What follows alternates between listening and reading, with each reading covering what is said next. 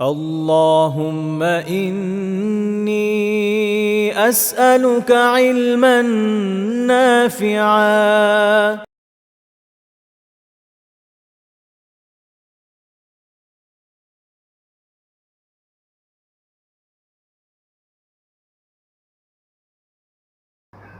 আসসালামু আলাইকুম রহমতুল্লাহি ওয়া বারাকাতুহু। ইন্নাল হামদুলিল্লাহ নাহমাদুহু ওয়া নাস্তাঈনুহু ওয়া নুসাল্লি আলা রাসূলিল কারীম ওয়া আলা আলিহি ওয়া সাহবিহি আজমাইন, আম্মা বাদ। সবাইকে স্বাগত জানাচ্ছি কবিরা গুনাহ বিষয়ক আমাদের বিশেষ আয়োজনে। আলহামদুলিল্লাহ, এই তো পূর্বে আমরা বেশ কিছু বিষয় নিয়ে আলোচনা করেছি। আজকে আমাদের যে দুটি আলোচ্য বিষয়, খুবই ক্রিটিক্যাল দুটো আলোচ্য বিষয়, আমরা এটা দিয়ে ইনশাআল্লাহ তাআলা আজকে আলোচনা করব। দুটা কভার করতে পারবো কিনা জানি না, শুরু করি। প্রথম যে অধ্যায়টা সেটা হচ্ছে বাবু মা জাআ ফিন নামিমা। নামিমা বিষয়ক যা এসছে এ বিষয়ক আলোচনা।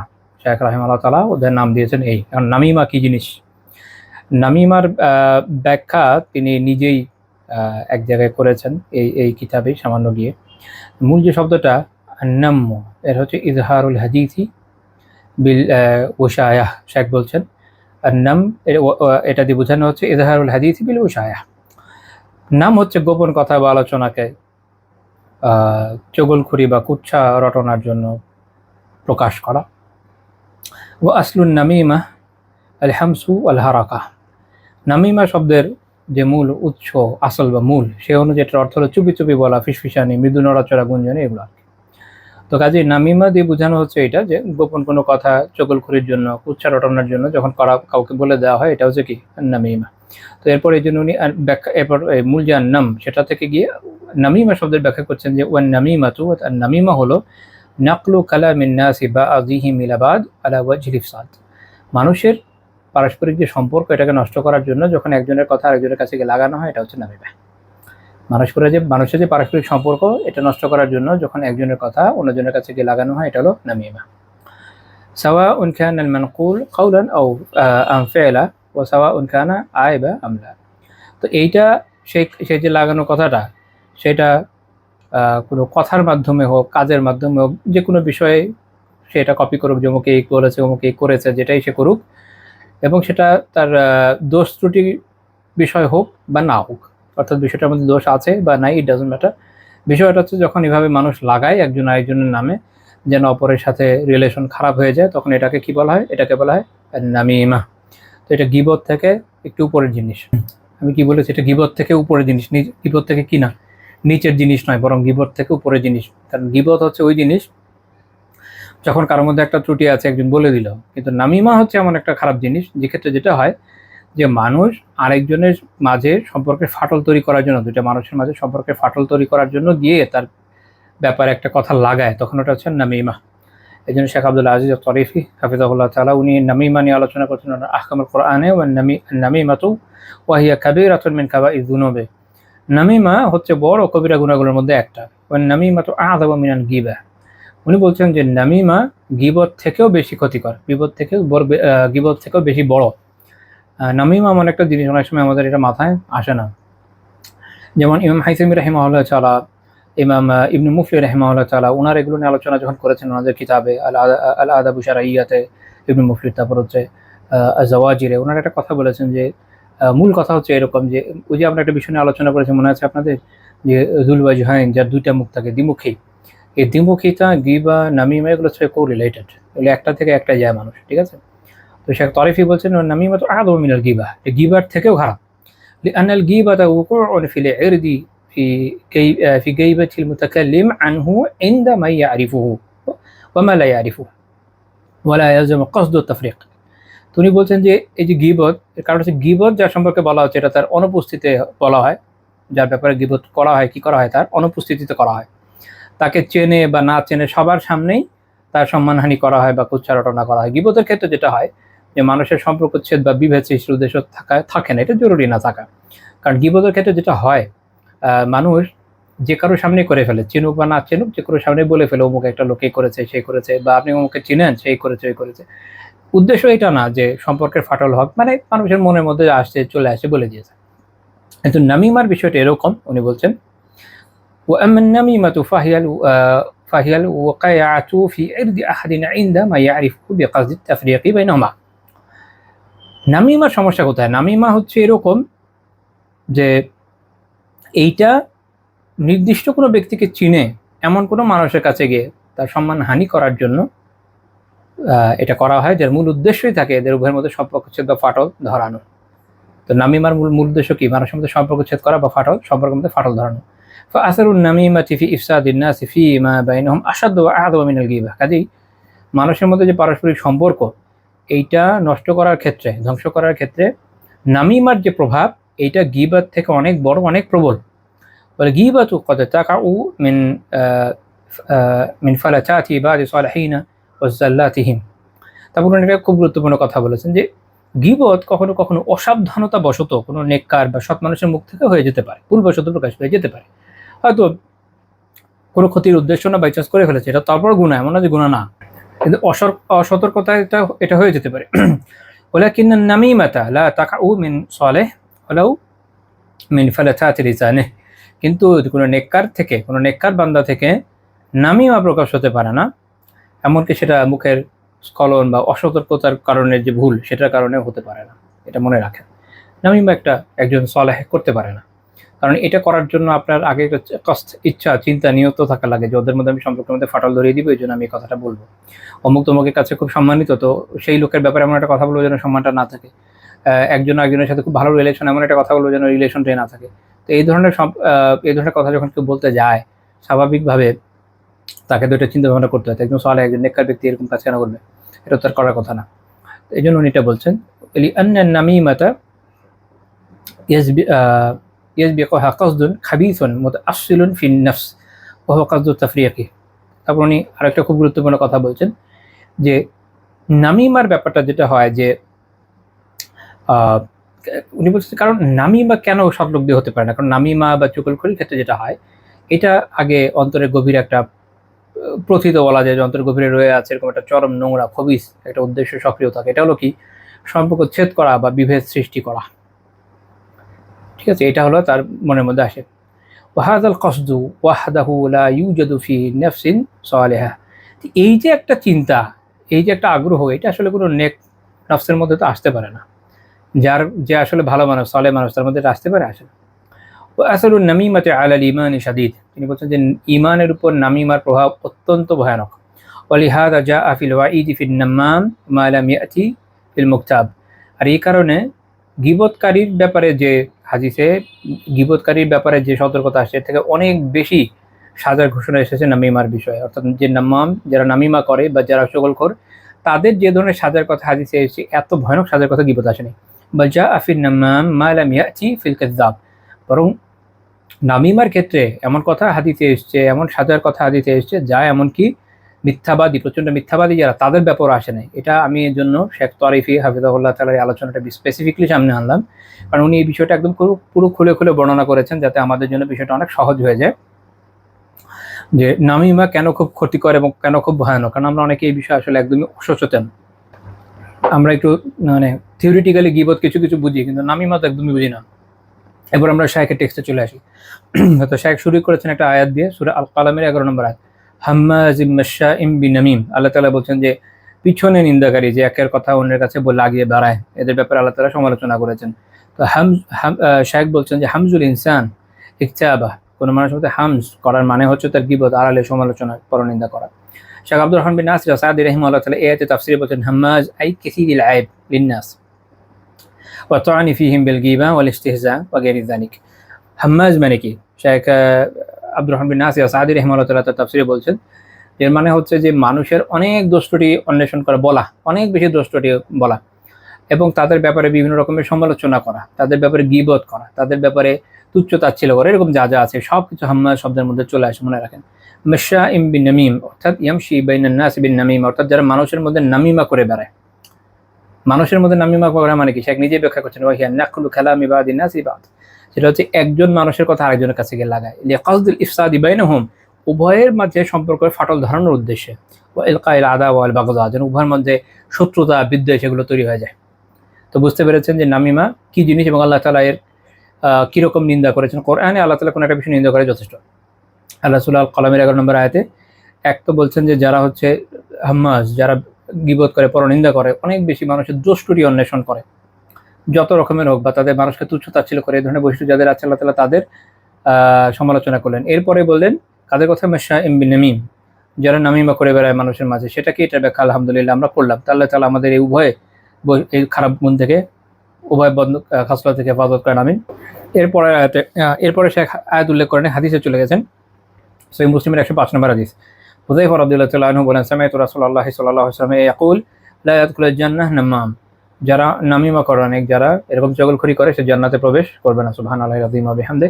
এটাই শেখ তারিফি বলেছেন যে গীবতকারীর ব্যাপারেও এত বড় ওয়াইদ, এত বড় স্বাদের কথা আসে হাদিসে আসেনি যে জান্নাতে প্রবেশ করবে না, কিন্তু নামিমার বিষয় অনেক খারাপ।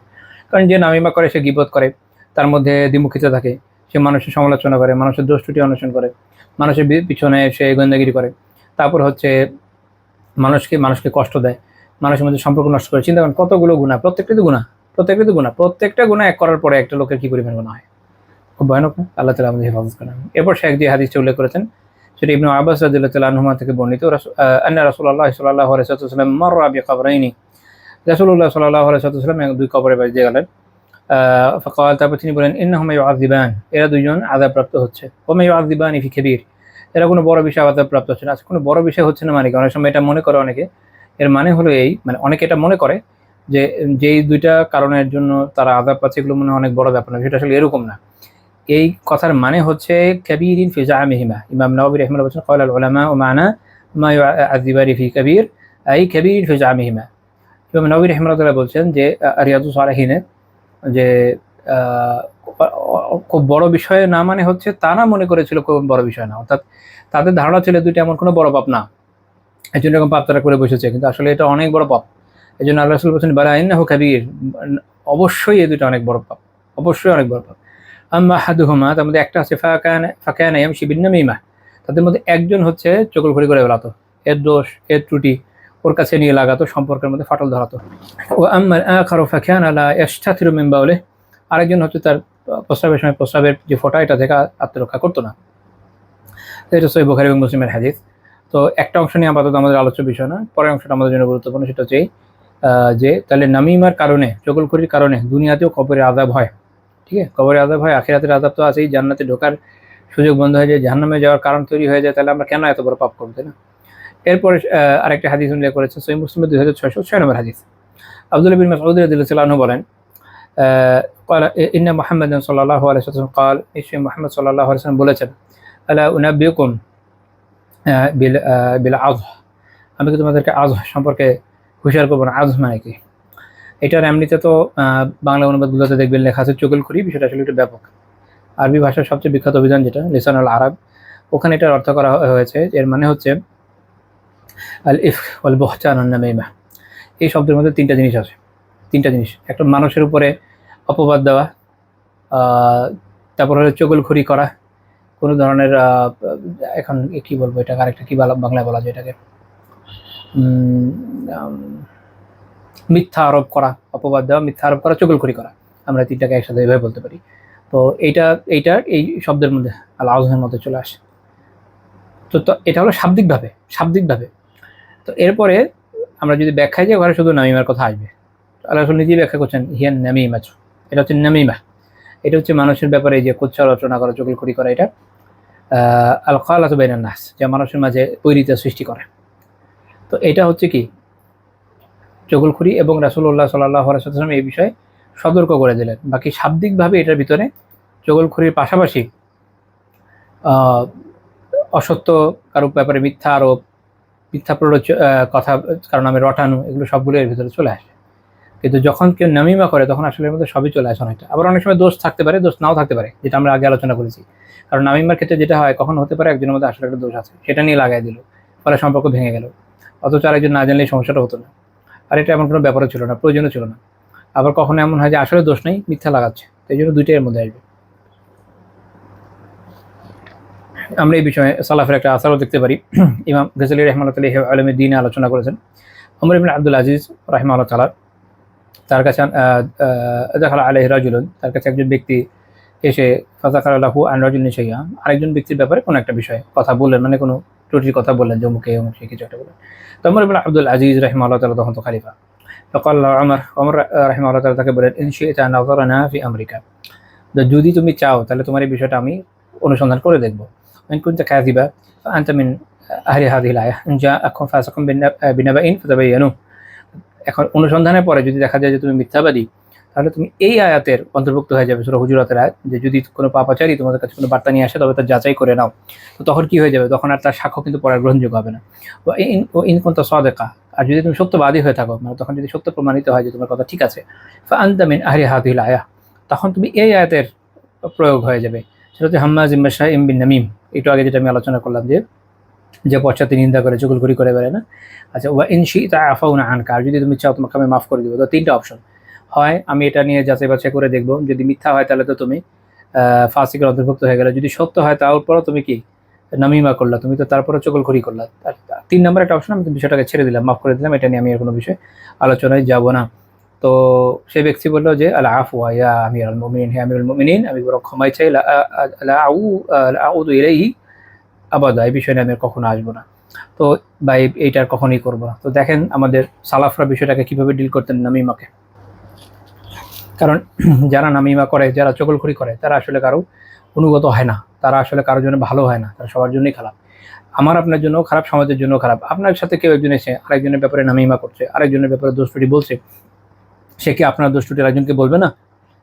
ইমাম হাসান আল বাসরি রাহিমাহুল্লাহর নামে একটা বিখ্যাত উক্তি আছে, কিন্তু এটা আমার আমার আমার তাহকিক অনুযায়ী হাসান আল বাসরি রাহিমাহুল্লাহ তাআলা উক্তি না, এটা হচ্ছে খালিল বিন আহমদ রাহিমাহুল্লাহ তাআলা উক্তি, যারা ইমাম আব্দুর রহমান সুলামি রাহিমাহুল্লাহ তাআলা, আবু আব্দুর রহমান সুলামি রাহিমাহুল্লাহ তাআলা আদাবু সোহবাতে উল্লেখ করেছেন এবং আরো বিভিন্ন কিতাবে এসেছে। সেটা হচ্ছে, এটা উনি বলছেন, মান নাম্মা ইলাইকা নাম্মা আলাইকা, যে তোমার কাছে কারো ব্যাপারে চগলখড়ি করে, সে তোমার ব্যাপারে চগলখড়ি করে, তাই না? যে তোমার ব্যাপারে তোমার কাছে কারো ব্যাপারে চগলখড়ি করে, সে তোমার ব্যাপারে চগলখড়ি করে, কারণ এটা স্বভাবই তো, এটা তো স্বভাব না, তো স্বভাব দেখি তো এই অবস্থা। তো কাজে এই ধরনের বিষয় থেকে এই জন্য আমাদের সতর্ক থাকা জরুরি। আমরা অন্তত, যেহেতু যদি আমাদের কাছে কেউ এসে কারো ব্যাপারে চগলখড়ি করে, ভাই শুনবো না, আমার কোনো আগ্রহ নেই আরেকজনের ব্যাপারে দোষটুটি জানার, আমার কোনো আগ্রহ নেই আরেকজনের ব্যাপারে সব জেনে, আমার কি লাভ? যদি কোথাও এমন হয় যে আমার এক্সট্রিম ক্ষতি হওয়ার কোনো সম্ভাবনা আছে, তখন বলেন অন্য কথা, কিন্তু এমনিতে জাস্ট আপনার মনে চাইলেও বললেন, আমি কেন শুনতে যাবো? আপনি যখন এই রাস্তা খুলে দিবেন, পারস্পরিক সম্পর্ক নষ্ট হয়ে যাবে এবং আরও অনেক ধরনের সমস্যা হবে। আমার মনে হয় প্রায় প্রত্যেকের জীবনে এরকম ঘটনা আছে, যেখানে দেখা গেছে যে হয়তো আপনার খুব ভালো ফ্রেন্ড বা আপনার খুব কাছের মানুষ, কোনো কাছের ভাই বা বোন, তাদের সাথে আপনার সম্পর্ক নষ্ট হয়ে গেছে শুধুমাত্র কেউ না কেউ হয়তো নামিমা করেছে, কেউ না কেউ হয়তো লাগিয়ে দিয়েছে দুজনের মধ্যে জন্য। আলাদা কীভাবে এটা চিকিৎসা করা যায়, আর না তো নাইম কিতাবে খুব সুন্দর কিছু আলোচনা আছে এই বিষয়ে। ওনারা বলছেন যে গীবত বাই যে পরনিন্দা যেটা আছে, ওইটার মতো চগলখড়িরও প্রায় একই রকমই প্রতিকার করা যেতে পারে। সংক্ষেপে বলি, 1 নম্বর ওনারা 2 ভাবে ভাগ করেছেন, একটা হচ্ছে যে সামগ্রিক ধরনের, আর একটা হচ্ছে বিস্তারিত, একটা ইজমালি, একটা তাফসিলি।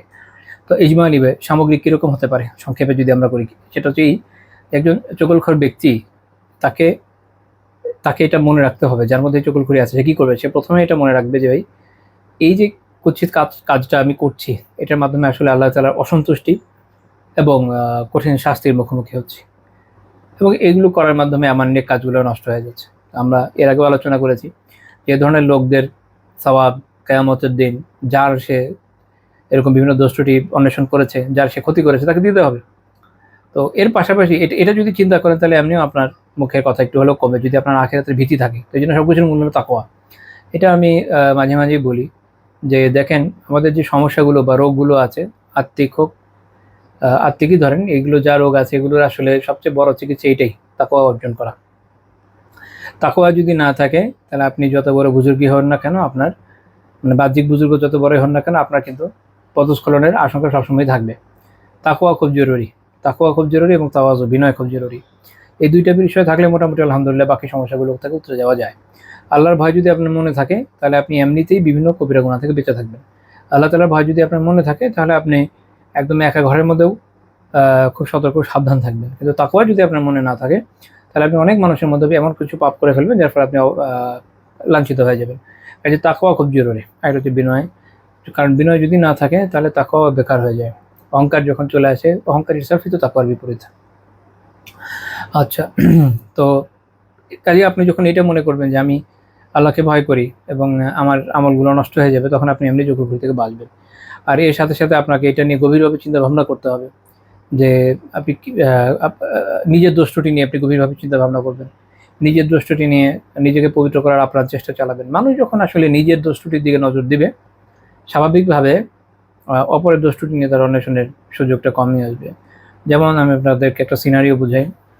যে কোনো পাপ, যে কোনো ইস্যু নিয়ে যখন আলোচনা আসে, যার মনের মধ্যে ইখলাস আছে এবং যার নিজেকে আত্মশুদ্ধ করার প্রবণতা এবং আকাঙ্ক্ষা আছে, সে সবার আগে নিজের ব্যাপারে চিন্তা করবে, আচ্ছা এই রোগটা কি আমার মধ্যে আছে, আমি একটু ভেবে দেখি। পক্ষান্তরে অন্য ধরনের লোক যারা হয়ে থাকেন তাদের ক্ষেত্রে যেটা হয়, ওনারা যখনই এমন কোনো বৈশিষ্ট্য নিয়ে পড়েন যে আচ্ছা এটা একটা আত্মিক রোগ, এটা একটা আত্মিক রোগ, সবার আগে দুনিয়ার কোনো না কোনো ভাই বোন বা কারো চেহারা হয়তো মনের মধ্যে ভেসে উঠবে, আচ্ছা অমুকে অমুক অমুক। তো দেখেন, অমুকের যে নাই এটা আমি বলছি না, থাকতেই পারে, অস্বাভাবিক না, সবারই কোনো না কোনো রোগ আছে, কিন্তু আপনার তো আগে নিজেকে দেখার কথা। আরেকজনটা যখন দেখছেন, তার মানে আপনার নিজের নাফস নিয়ে আপনার চিন্তা করুন, এটা হলো সমস্যা। এখানে হচ্ছে দৃষ্টিভঙ্গি প্রবলেম। তো এরকম যখন হবে তখন আপনি নিজের ইলাজ কখনো করতে পারবেন না। নিজের ইলাজ করার জন্য এটা জরুরি যে আপনি আপনার নিজের দিকে আগে দেখবেন। যখনই কোনো দাস শুনবেন, সবার আগে মনে করবেন যে এটার উদ্দেশ্য আমি, এটার উদ্দেশ্য আমি, যেখানে যা বলা হচ্ছে আমি একটু যাচাই করে দেখি তো এই সমস্যাগুলো আমার মধ্যে আছে কিনা।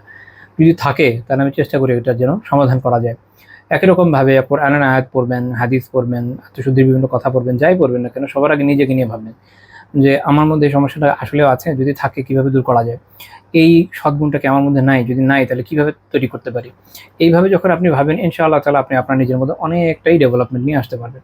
কিন্তু যখন আপনার এরকম মনে হবে যে আচ্ছা অমুকের মধ্যে নাই, কোনো একটা ত্রুটির কথা মনে পড়লে প্রথম খেয়াল হলো আচ্ছা অমুকের মধ্যে এটা আছে, বা কোনো একটা গুণ যেটা আপনি পড়লেন মনে হলো অমুকের মধ্যে নাই, তখন তখন এর মানে হচ্ছে আপনার মন একদমই ডিস্ট্রাক্টেড, আপনার নিজের উপরে নেই, সারা দুনিয়া ঘুরে বেড়াচ্ছে। এটা তো আপনার জন্য উপকারী না। আপনার জন্য এটা তখনই উপকারী যখন আপনি আপনার নফসকে নিয়ন্ত্রণ করবেন। তো আল্লাহ তাআলা এটা আমাদের বোঝার তৌফিক দান করেন, আমলের তৌফিক দান করেন। কাজেই এই চিন্তাটা আপনার রাখতে হবে যে আমি আমার নিজের সংশোধন করব, এবং এটার মধ্যে এই চিন্তাও রাখতে হবে যে গীবত করেন, চুগলখড়ি করেন, এটার মাধ্যমে আসলে অন্য একটা মানুষের যে আপনি কষ্ট দিচ্ছেন, অন্য একজনের রিলেশনকে নষ্ট করছেন, এটা যদি আপনার সাথে হতো আপনার কেমন লাগতো। কারণ একটা কথা আছে না, রিভেঞ্জ অফ নেচার, বাট আমরা তো আসলে রিভেঞ্জ অফ নেচারে বিশ্বাস করি না। তবে এটা আমরা জানি যে কামা তাদিন হতো দান, যেমন কর্ম তেমন ফল। তো মূল কথা হচ্ছে এই যে যা করবেন ওটা তো আসলে ব্যাক আসবে, হতে পারে দুনিয়াতে ওইভাবে আসবে বা এর চেয়ে খারাপভাবে আসবে, বা আখিরাতের প্রতিদান আপনি পাবেন তো অবশ্যই। রিভেঞ্জ অফ নেচার বিলিভ না করলেও মূল কথা তো একই। তো কাজে পয়েন্ট হচ্ছে এইটা যে আপনি যেটা করছেন একদিন না একদিন আপনার সাথেও হবে। যখন হবে তখন ওটাকে আপনার খুব ভালো লাগবে। যদি না লাগে, আগে থেকে সতর্ক সাবধান হন যেন ওই দিন দেখা না লাগে এবং এই সিচুয়েশনে পড়া না লাগে। আর এটা হলো, আমরা যদি সংক্ষেপে এই রোগটার চিকিৎসার কথা বলি। আর যদি বিস্তারিত বলতে চাই, তার মধ্যে আছে বিস্তারিত বলছি, কিন্তু আসলে এটা কথা হবে সংক্ষেপে। সেটা হলো এই যে মানুষের ভিতরে যে অভ্যন্তরীণ কার্যকারণগুলো, যে চালিকা শক্তিগুলো আছে, যেগুলো এইসব সমস্যার কারণ, যেমন হিংসা হোক, ক্ষোভ হোক, চাটুকারিতা বা বিভিন্ন বিষয় থাকতে পারে, এগুলোকে উপড়ে ফেলতে হবে। কারণ রোগের চিকিৎসার জন্য মূল সমস্যা হচ্ছে মূলত কি করতে হয়, যে উৎসের কারণে রোগটা হচ্ছে, যে কার্যকারণের জন্য রোগটা হচ্ছে, এটাকে কেটে ফেলতে হবে। যেমন ধরেন, আপনি হয়তো আলহামদুলিল্লাহ সব জায়গায় ভালো, কিন্তু নির্দিষ্ট কোনো গ্যাদারিংয়ে যদি যান, তাহলে ওখানে আপনার কিছু পাপ হয়ে যায়। ওখানে আপনি হয়তো নামিমা করেন, ওখানে আপনি গীবত করেন, ওখানে আপনি কোনো অশ্লীল বিষয়ের মধ্যে জড়িয়ে যাচ্ছেন। তখন আপনার জন্য আবশ্যক হচ্ছে ওই জায়গা থেকে সরে আসা। বা আপনি যখন কারো ব্যাপারে কথা লাগান, কেন লাগান? এটা হতে পারে যে আপনার মনের মধ্যে হিংসা আছে, হতে পারে আপনার মধ্যে বিদ্বেষ আছে, তখন এটা চিকিৎসা খুবই জরুরি। তো আপনি তখন এমনভাবে কাজ করেন যেন এই সমস্যা থেকে বেঁচে আসতে পারেন। আল্লাহ তাআলার কাছে দোয়া করেন, নিজেকে নিয়ে ভাবেন যে কেন আপনার মধ্যে হিংসা আসছে, কেন এর মধ্যে এরকম ছোট মন মানসিকতা আপনার মধ্যে আসছে। যখন আপনি এইভাবে চিন্তা করবেন, ওগুলো সমাধান নিয়ে কাজ করবেন, একটা একটা করে করবেন, হয়তো একবারে সবগুলো হবে না।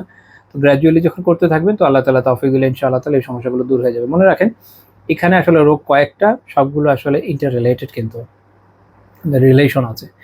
যেমন ধরেন কারোর মধ্যে হিংসা আছে, তো হিংসা আছে, এবং হিংসা থেকে তার মধ্যে আরেকটা কি আছে, অহংকার আছে। তারপরে যেটা হয়েছে, তার মধ্যে এক ধরনের অসন্তুষ্টিও আছে। তাকদিরে ভালো মন্দ ফয়সালার প্রতি সন্তুষ্ট থাকলে তো এগুলো কারো মনে আসে না। আল্লাহ তাআলা কাউকে নিয়ামত দিয়েছেন, তাতে আপনার খারাপ লাগার কারণ কি? তার মানে হচ্ছে আপনি তাকদিরে ফয়সালায় সন্তুষ্ট নন। যদি সন্তুষ্ট হতেন তাহলে আপনি এইভাবে চিন্তা করতেন না। এইভাবে চিন্তা না করলে আপনার মধ্যে কি আসতো না? তখন আর আপনার মনের মধ্যে হিংসা আসতো না। তাহলে দেখেন, হিংসা, তাকদির, অসন্তুষ্টি এরা কোরিলেটেড। এরপরে আপনি চলে গেলেন, এখান থেকে গিয়ে আপনার মধ্যে দ্বিমুখিতা আসলো। দ্বিমুখিতা থেকে এসে আপনি গীবত করলেন, নামিমা করলেন, কতগুলো গুনাহ মিলে গেল। এরকম দেখবেন একের পর এক আসবে, মানুষের হক নষ্ট করা আরও কি আসবে।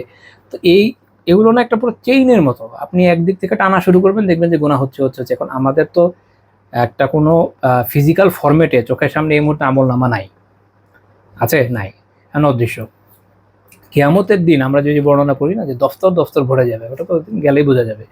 এরকম একটা থেকে আপনার মনে হয় আমি তো একটাই কাজ করেছিলাম, কিন্তু দেখবেন কতগুলো গুণা বের হয়ে আসছে।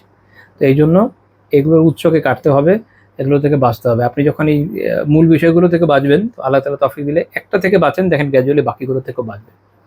আপনি আপনার মূল সমস্যাকে আইডেন্টিফাই করেন, তাহলে ইনশাআল্লাহ তাআলা বাকি সমস্যা থেকে বাঁচা সহজ হয়ে যাবে। আল্লাহ তাআলা আমাদের সবাইকে তৌফিক দেন, আমিন। সবচেয়ে গুরুত্বপূর্ণ কথা হচ্ছে আপনি চুপ থাকলে কোনো সমস্যা, হাদিসে আছে না মান সামাতা নাজা, যে চুপ থাকলো সে নাজাত পেল। কেন?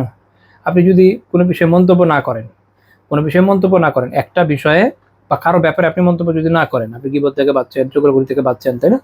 আপনি হয়তো দ্বিমুখিতা থেকেও বাঁচছেন, আপনি হয়তো অহংকার থেকেও বাঁচবেন, আপনি হয়তো আরও অনেকগুলো রোগ থেকে আলহামদুলিল্লাহ বেঁচে যাবেন, আরেকজনকে কষ্ট দেওয়ার রোগ থেকে বাঁচবেন, ধরনের রোগ আছে, আপনি বেঁচে যাবেন ইনশাআল্লাহ তাআলা। কিন্তু কথা বললে হতে পারে আপনি অনেকগুলো গুনাহ করে ফেলেন। কি দরকার কথা বলার এই বিষয়ে? আবার যেমন আপনি কথা বলেন এমন বিষয় যে বিষয়ে আপনার কোনো জ্ঞান নাই, তো আল্লাহ তাআলা নিষেধ করেছেন এই বিষয়ে বলতে, আপনি বললেন, তো তাহলে আপনি ওখানেও ক্ষতিগ্রস্ত হলেন। কথা বেশি বলার চেয়ে কম বলা এবং আত্মনিয়ন্ত্রণ খুব জরুরি। আল্লাহ তাআলা বোঝার তৌফিক দেন, আমিন। এরপরে যে অধ্যায়টা সেটা হচ্ছে বাবু মা জাআ ফিল বুহতান, বুহতান বিষয় যে আছে, বুহতান কি জিনিস শেখ নিজে ব্যাখ্যা করছেন, আল বুহতান হুয়াল বাতিল ওয়া আসলুল বুহত আই ইউকাল আল বাতিলু ফি ওয়াজহ। বুহতান হচ্ছে সম্পূর্ণ মিথ্যা বা অসত্য যে বিষয়, এগুলো। আল বুহত মানে হচ্ছে এটার মূল উৎস, আল আসল হচ্ছে এটা যে কারো মুখের উপর বা সামনাসামনি কোনো মিথ্যা বা বানোয়ার কথা বলে দেওয়া। এরকম ইন্টারেস্টিং একটা শব্দ, মানে অপবাদের নাম বুহতান হলো কেন? কারণ হচ্ছে ইয়েতে আন্নাদাতুন নাইম এটা খুব সুন্দর সংজ্ঞা দিয়েছেন। ওনারা বলছেন আল বুহতান হুয়াল কিযিব ওয়াল ইফতিরা আল বাতিলু আল্লাযী ইয়াতাহায়্যারু মিনহু। বুহতান হলো, অপবাদটা হচ্ছে এমন মিথ্যা বানোয়ার মন গড়া কথা যেটা যখন আপনি মানুষের সামনে বলবেন কারো ব্যাপারে যে তুমি এটা করেছো, এই করেছো, এটার যে আকস্মিকতা, এটা করে সে হতভম্ব হয়ে যাবে। হ্যাঁ, কারণ এটা তো আসলে সে করে নাই, তার জীবনে এমন কিছু হয় নাই। আপনি অবাক হয়ে যাবেন, আমি কবে এই কাজ করলাম? অথচ আপনার নামে চালাচ্ছে। হয়তো কেউ এসে বলছে উমুক তো এই, কেউ এসে বলবে তুমুক তো এই, কেউ এসে বলবে তার থেকে এই ঘটনা হয়েছে, বা তার সাথে অমুকের এইরকম রিলেশন আছে, বা সেই অমুক জায়গাতে এই কাজ করেছে, যার কিছুই আসলে হয় নাই। একদম পুরোটাই যেন কি বলা আছে, বুহতান। আর আপনি হয়রান হয়ে যাবেন, হতভম্ব হয়ে যাবেন, কিংকর্তব্য বিমূঢ় হয়ে যাবেন, আমি তেমন কিছু করি নাই। তাই জন্য এটা হচ্ছে কি, বুহতান। আল্লাহ তাআলা সূরা আল আহজাবের 58 নম্বর আয়াতে বলছেন, ওয়াল্লাযীনা ইয়াযুনাল মুমিনিনা ওয়াল মুমিনাত বিগাইরি মাকতাসাবু ফাকাদ ইহতামালু বুহতানাও ওয়া ইসমান মুবিনা। আর যারা মুমিন পুরুষ, মুমিন নারীদেরকে তাদের কৃত কোনো অন্যায় ছাড়াই কষ্ট দেয়, নিশ্চয়ই তারা বহন করবে অপবাদ ও সুস্পষ্ট পাপ। ইবনে কাসির রাহিমাহুল্লাহ ব্যাখ্যা করছেন, অর্থাৎ ওয়াল্লাযীনা ইয়াযুনাল মুমিনিনা ওয়াল মুমিনাত বিগাইরি মাকতাসাবু মানে হচ্ছে ইয়ানসুবু ইলাইহিম মা হুম ইউরাউ মিনহুম মান হুম বুরাউ মিনহুম লাম ইয়ামালুহু ওয়া লাম ইয়াফআলুহু। তো তাদের ব্যাপারে এমন কথা, মুমিনদের ব্যাপারে এমন কথা সম্পৃক্ত করা হচ্ছে যেইটা থেকে তারা মুক্ত। তারা লাম ইয়ামালুহু ওয়া লাম ইয়াফআলুহু, তারা এরকম কিছু করেও নেই, লাম ইয়ামালু ওয়া লাম ইয়াফআলুহু, তারা এমন কিছু করেও না, এমন কিছু জানেও না, মানে তাদের একদম অজ্ঞাত বিষয়। আমি এরকম কিছু আমি করিই নাই, আমার নামে ছেড়ে দিল, কেউ জানিয়ে দিল এরকম উনি এই করেছে ওই করেছে, কিন্তু আসলে না আমি করেছি, না এমন কিছু আমি জানি। আল্লাহ তাআলা বলেছেন ফাকাদ ইহতামালু বুহতানাও ওয়া ইসমান মুবিনা, তো নিশ্চয়ই তারা বহন করবে অপবাদ এবং সুস্পষ্ট পাপ, কারণ তারা এই যে এই কথাগুলো বলেছে, মুমিনদের ত্রুটি অন্বেষণ করেছে, এটার পাপকে তাকেই বহন করতে হবে। তো কাছে কারো ব্যাপারে কোনো ধরনের অপবাদ দেয়া, যে কারো ব্যাপারে হোক, নারী পুরুষ যে কোনো মুমিনের ব্যাপারে এরকম অপবাদ দেয়া, এটা একটা কবিরা গুনাহ, এটা মনে রাখতে হবে। জাস্ট মাথায় আসলে বলে দিলাম, এভাবে হবে না। এরপরে শেখ রাহিমাহুল্লাহ একটা হাদিস উল্লেখ করেছেন, সুনান আবি দাউদে 3597 নম্বর হাদিস। রাসূলুল্লাহ সাল্লাল্লাহু আলাইহি ওয়াসাল্লাম বলেছেন, মান ক্বালা ফি মুমিনিন মা লাইসা ফীহি, যে কোনো মুমিনের ব্যাপারে এমন কথা বললো যেটা আসলে তার মধ্যে নাই, বুহতান, অপবাদ। আসকানাহুল্লাহু দারগাতাল খাবাল হাত্তা ইয়াখরুজু মিমা ক্বাল, আল্লাহ তাআলা তাকে জাহান্নামের অধিবাসীদের যে পুজ ময়লা যেগুলো আছে এগুলোর মধ্যে রাখবেন যতক্ষণ না সে যা বলেছে তা থেকে বের হয়ে আসছে। এর মানে কি, বের হয়ে আসা দিয়ে কি বোঝাচ্ছে, এটা নিয়ে আলিমরা অনেক আলোচনা করেছে। সারসংক্ষেপ হচ্ছে এইটা, যে অর্থাৎ যদি সে কাফের না হয়ে থাকে সেক্ষেত্রে এইটার যে সাজা, কারণ ওই সময় আর ব্যাক করার তো কোনো হয় নাই, তাই না? কথা যা বলার দুনিয়াতে বলে ফেলেছে, তো এইটার যে সাজা, এটা কাটিয়ে যতক্ষণ না বের হচ্ছে ততক্ষণ চলবে। তাহলে খুব ভয়ানক বিষয়, তাই না? আল্লাহ তাআলা আমাদের হেফাজত করেন। খুব নিকৃষ্ট সাজা মুমিনের, যে ওখানকার জাহান্নামের যে পুজ গন্ধ দুর্গন্ধযুক্ত যে পুজ যা আছে তার মধ্যে যখন কাউকে রাখা হবে, এটা অনেক ভয়ানক বিষয় না, খুবই নিকৃষ্ট বিষয়। তো এই হাদিস শেখ আলবানী রাহিমাহুল্লাহ সহিহ বলেছেন। সহিহ মুসলিমের 2599 নম্বর হাদিস, রাসূলুল্লাহ সাল্লাল্লাহু আলাইহি ওয়াসাল্লাম জিজ্ঞেস করেছেন, আতাদরুনা মাল গীবাহ, তোমরা কি জানো গীবত কি? তো সাহাবীরা বললেন যে আল্লাহু ওয়া রাসূলুহু আ'লাম, আল্লাহ এবং তার রাসূলই ভালো জানেন। আল্লাহ রাসূল বলেন, যিকরুকা আখাকা বিমা ইয়াকরাহ, তোমার ভাইয়ের ব্যাপারে এমন কোনো কথা বলা যেটা সে অপছন্দ করে। তো সাহাবীরা জিজ্ঞেস করলেন, আফারাআইতা ইন কানা ফি আখি মা আকুল, তো আমি যা বলি সেটা যদি আসলে আমার ভাইয়ের মধ্যে থাকে সেক্ষেত্রে? আল্লাহ রাসূল বলেন, ইন কানা ফিহি মা তাকুলু ফাকাদ ইকতাবতাহ, যদি তার মধ্যে ওই বশিটা আসলেই থাকে যেটা তুমি বলছো, তো তাহলে তো তুমি গীবতই করলা। তো অনেকে বলে যে আরে তার মধ্যে এটা তো আছে না, বলা যাবে না, তারপর ওইখানেই তো তাকে প্রোটেকশন দেওয়া হচ্ছে, তার মান ইজ্জতের। ইসলাম মানুষের সম্মানের প্রোটেকশন দেয়। এখন আপনারা নষ্ট করলে তো কিছু করার নেই, আছে নেই, আমাদের দোষ যদি আমরা এই কাজ করে বসি। ইসলাম তো প্রোটেকশন দিচ্ছে। তো কেউ যখন কারোর ব্যাপারে এমন ত্রুটির কথা বলবে যেটা আসলেই তার মধ্যে আছে, তাহলে গীবত হবে। ওয়া ইল্লাম ইয়াকুন ফিহি ফাকাদ বাহাত্তা, আর যদি তার মধ্যে না থাকে তাহলে তো তুমি অপবাদ দিলে, তাহলে এটাও কবিরা গুনাহ। মানে আপনি যেদিকে যান কবিরা গুনাহ, তো আপনার বলার দরকারটা কি, তাই না? তারপরের হাদিস সুনান আবু দাউদের সাদ বিন যায়েদ রাদিয়াল্লাহু তাআলা থেকে বর্ণিত, রাসূলুল্লাহ সাল্লাল্লাহু আলাইহি ওয়াসাল্লাম বলেছেন, ইন্না মিন আরবার রিবাহ আল ইস্তিতালাতা ফি আরদিল মুসলিম বিগাইরি হক, অন্যায়ভাবে কোনো মুসলিমের মান সম্মানে হস্তক্ষেপ করাটা হচ্ছে সবচেয়ে বড় সুদের অন্তর্গত। এখানে সুদ কী হিসাবে হলো এটা একটু বোঝা জরুরি। সুদ কীভাবে হলো? এটা কোনো মুসলিমের মান সম্মানে হস্তক্ষেপ করা, এটা ব্যাপক সুদের অন্তর্ভুক্ত, বা এটা সবচেয়ে বড় সুদের অন্তর্ভুক্ত। এর মানে অর্থাৎ এভাবে বলা যায় আকবাহুহা আফহাসুহা, এভাবে কি আকবাহুহা আফহাসুহা, সবচেয়ে নিকৃষ্ট, সুদের সবচেয়ে নিকৃষ্ট এবং কুৎসিত রূপ হচ্ছে এটা, কোনো মুসলিমের সম্মানহানি করা বা তার কুচ্চা রটানো। কারণ হচ্ছে এই যে কারো সম্মান নষ্ট করা, এটা হচ্ছে একটা জিয়াদা, অতিরিক্ত বিষয়, যার কোনো বিনিময়ে, কোনো অ্যাওয়াজ বা কোনো বিনিময় নেই। মানে মানুষ যখন কোনো সম্পদ এর বিনিময়ে ছাড়া অতিরিক্ত যখন কোনো কিছু নেয়, ওটা হলো বেসিক্যালি কি, ওটা হয় সুদ। তো ওই একই রকমভাবে কেউ যখন কারো এরকম সম্মানহানি করছে, এর কোনো বিনিময় তো নেই, সে তার সম্মানহানি করে বসছে, তো সে এটা অতিরিক্ত যেটা নিচ্ছে সেটা হচ্ছে কি, সুদের মতো। তো এখানে আসলে একটা সূক্ষ্ম ইশারার কথা আল্লামা খলিল আহমেদ সাহারানপুরি রাহিমাহুল্লাহ বাদরুল মাজহুদ কিতাবে উল্লেখ করেছেন, যে এই সূক্ষ্ম ইশারাটা হচ্ছে, দেখেন আল্লাহ তাআলা রিবার ব্যাপারে বলেছেন, ফাইল্লাম তাফআলু ফাআযানু বিহারবিন মিনাল্লাহি ওয়া রাসূলিহি, তো তোমরা যদি সুদ বর্জন না করো, তাহলে আল্লাহ এবং তার রাসূলের পক্ষ থেকে যুদ্ধের ঘোষণা জেনে নাও। তো তিনি বলছেন, ফামা কানা মিন আরবার রিবা ফাহুয়া আহাক্কু বিহাদাল ওয়াঈদ, কাজে যেটা রিবার মধ্যে সবচেয়ে বড় রিবা, তো সেটা এই সাজায় আরো বেশি হকদার না, আরো বেশি হকদার। তাহলে এটা আমরা আজকে থেকে জেনে রাখি যে কোনো মুমিন, শুধু সুদের বিষয় না, এই হাদিস অনুযায়ী বোঝা যায় কোনো মুমিনের মান সম্মান এভাবে হস্তক্ষেপ করা এটা অনেক বড় গুনাহ, যেটার কারণে আল্লাহ তাআলা বান্দার বিরুদ্ধে যুদ্ধ ঘোষণা করতে পারেন, যেটা এটা থেকে বোঝা যায়।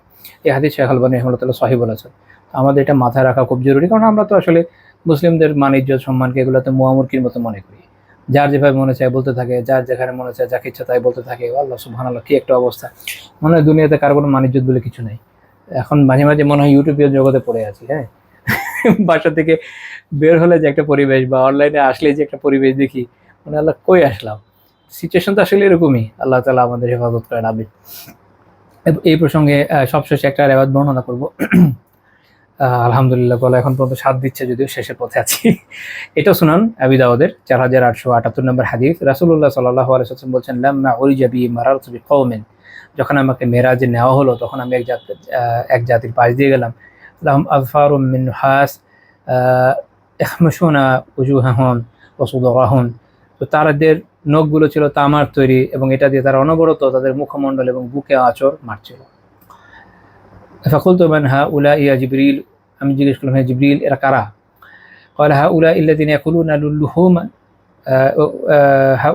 ইয়াকুলুনা লুহুমান নাস, এরা হচ্ছে তারা যারা মানুষের গোশত খেত, মানে কি গীবত করত, ওয়া ইয়াকাউনা ফি আরাদিহিম, এবং তাদের মান সম্মানে আঘাত হানতো। তো যারা গীবত করে, যারা নামিমা করে, যারা চগলখড়ি করে, যারা মানুষের ব্যাপারে অপবাদ দেয়, সবাই আসলে এই ক্যাটাগরির ভিতরে পড়ে যায়।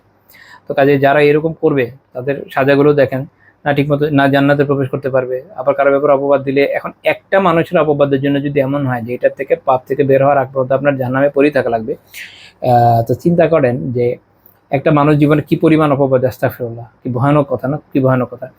তো ওইটা যদি চিন্তা করেন তাহলে বুঝতে পারবেন এটা কত কত ব্যাপক। কারণ যে না এই ধরনের পাপ করে সে করতেই থাকে, যে মিথ্যা বলে সে দেখবেন মিথ্যা বলতেই থাকে, যে এই ধরনের পাপ করে সে পাপ করতেই থাকে।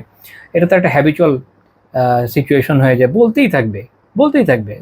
যারা বিশেষ করে এখন কি বলবো, যে কোনো ক্যাটাগরির মধ্যে হতে পারে, মহিলাদের মধ্যে একটু বেশি থাকে, দেখবেন যে বসে আলোচনা করতে শুরু হয়ে যাবে কয়েকজনের গীবত। আবার পুরুষদের মধ্যে হয় না, এটা আমি বলবো না, এখন আল্লাহ আলাম। এই হাদিসের ব্যাখ্যায় মাত্র যেটা বললাম, আমার যদি খেয়াল আছে খাত্তাবী রাহিমাহুল্লাহ একটা ইন্টারেস্টিং আলোচনা করেছেন, সেটা হচ্ছে এই যে তাদের নখ মুখ আঁচড় দেওয়ার ইস্যুটা কেন। কারণ জাহিলি যুগে নারীদের এটা স্বভাব ছিল, ওরা যখন বিলাপ টিলাপ করতো এরকম করতো, মুখে আঁচড়াতো, বুকে আঁচড়াতো, এরকম করতো, বিলাপ করতো। তো থাপড়ে থাপড়ে, তো এই বৈশিষ্ট্যটা, এই ধরনের কথাবার্তা এভাবে একজনের নামে আরেকজন লাগানো হোক, কারো ব্যাপার অপবাদ দেওয়া, এটা বেসিক্যালি মহিলাদের মধ্যে প্রচুর থাকে। পুরুষরাও যখন এই কাজ করবে তখন তারও এই জন্য এরকম সাজা, আল্লাহ আলাম, এটা উনি একটা ব্যাখ্যা দিয়েছেন। মূল কথা হচ্ছে সাজা যে কোনো কারণে এরকম হোক, সাজা কি কারণে মানে এটার পিছনে হেকমা কি, ঠিক এই ধরনের সাজার, এটা আমাদের জানা জরুরি না। জরুরি হচ্ছে যে এই পাপ এবং এই পাপের সাজা হলো এই, জরুরি হচ্ছে এই পাপ এবং এই পাপের সাজা হলো এই, এবং সেটা নারী পুরুষ সবাই পাবে। তো যেটা বলছিলাম তখন, যে এটা এখন এমন না যে শুধু নারীদের মধ্যে খাস, এমন না, সবার মধ্যে।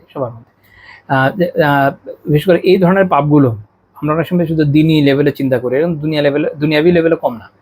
আপনি খেয়াল করলে দেখবেন যে, জানেন, আপনি ধরেন কোনো একটা ইনস্টিটিউশনে পড়েন, তো আপনার ওখানে টিচারদের ব্যাপারে দেখবেন গসিপ হবে, পুরুষ টিচার হোক নারী টিচার হোক, গসিপ হবে, তার ব্যাপারে বিভিন্ন অপবাদ আসবে, বলবে, মানুষজন মুখরোচক গল্প বলে বেড়াবে, বা কোনো ক্লাসমেটের ব্যাপারে বলবে, বা কারো দুজনের মধ্যে লাগিয়ে দিবে। সেম জিনিস হতে পারে আপনি কোথাও জব করছেন সেখানে, ইভেন আপনি কোথাও কোনো ব্যবসার মধ্যে আছেন সেখানে, যে কোনো জায়গায়, আমাদের সামাজিক জীবনের যে কোনো জায়গায়, ইভেন পরিবারে, বাসার ভিতরেও, তাই না? ভাই বোনের ক্ষেত্রে এরকম হয়ে যেতে পারে, ভাই বোন এরকম বাবার কাছে হয়তো লাগিয়ে দিচ্ছে, বা একটা মিথ্যা কথা বলছে, হয়তো সম্পত্তির লোভে বলছে, বা কোনো এক্সট্রা বেনিফিটের জন্য হচ্ছে, বা তার ব্যাপারে হিংসা করার জন্য হচ্ছে। অর্থাৎ এই যে রোগগুলা আমরা মাত্র আলোচনা করলাম, এগুলো সমাজের রন্ধ্রে রন্ধ্রে প্রত্যেকের মাঝে বিস্তৃত এবং খুবই ভয়ানক পাপ, অথচ এগুলোর সাজা কিন্তু খুবই ক্রিটিক্যাল। তো আল্লাহ তাআলা আমাদের বিষয়গুলো বোঝার তৌফিক দান করেন এবং এই ধরনের পাপ থেকে বাঁচার তৌফিক দান করেন, আমিন। আজকের আলোচনা আমাদের এই পর্যন্তই থাকবে। সুবহানাকাল্লাহুম্মা বিহামদিকা, লা ইলাহা ইল্লা আনতা, আস্তাগফিরুকা ওয়া আতুবু ইলাইক।